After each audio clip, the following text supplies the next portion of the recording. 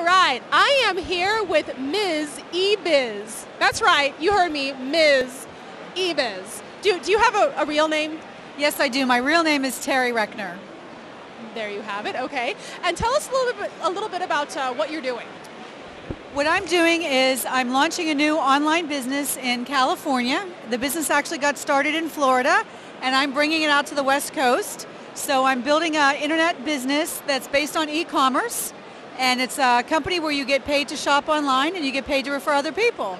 So, you know, all the retailers are closing down their retail locations, and they're kind of forcing everybody to shop online. So it's a great opportunity. It's only going to grow, and I'm looking for key people that want to build the business anywhere in the country.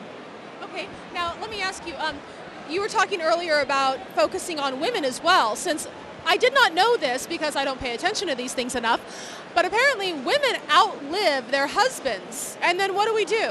We have no income coming in, so she has great solutions for this. What I'm doing is we have a meeting next week in Orange County to help the women for residual income, because this is all about residual income. And since we outlive the men, and normally when your husband dies, your retirement benefits cut in half. So this is a great program to help women that want residual income for life. We also work with stay-at-home moms. It's not just for women, but I belong to a lot of women organizations, and we also help with nonprofits. You know, right now nobody's donating to their nonprofits. The churches are hurting, the school kids as far as fundraising. So we've got great programs to help with fundraising. So it can really help anybody, any walk of life. We have doctors, lawyers. We even have a few truck drivers that do this. So anybody that wants to earn money on a part-time or full-time basis, it's great. See, and that's great. She's focusing on everybody, but let's face it, women. We tend to think that we're just going to have a husband, have kids, sit at home. Come on, let's do something with ourselves instead of let someone else handle it for us. It's a good idea. What do you think, what has been the biggest obstacle so far for you in owning your own business?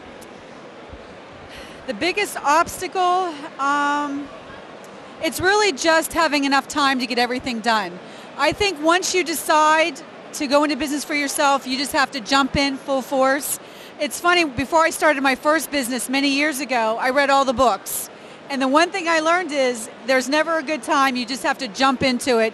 And really, it's a work in progress every day, and you have to keep a good attitude and just believe in yourself, because everybody will try and shoot you down. There's dream stealers, and you just have to stay focused and believe in what you're doing. Yes, I agree in that full force. Now, one last question for you, because she's answering these so well, oh my gosh.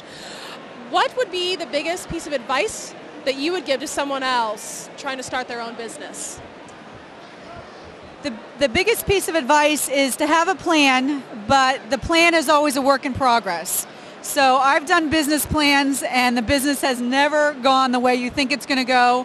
And the one thing that I've always learned is as much money as you think you need, double it, because you're going to need more than that. And more so than the money is just the mental part of it. You have to stay focused, you have to stay positive, and just stay on course. I think that's the biggest thing. And as women, you know, we let our emotions get in the way. So the one thing we have to do is don't let anybody tell us we can't do anything. You have to believe in yourself. And I think that's the biggest piece of advice I can give anybody. I like that, and I hope all the ladies out there were actually listening to that.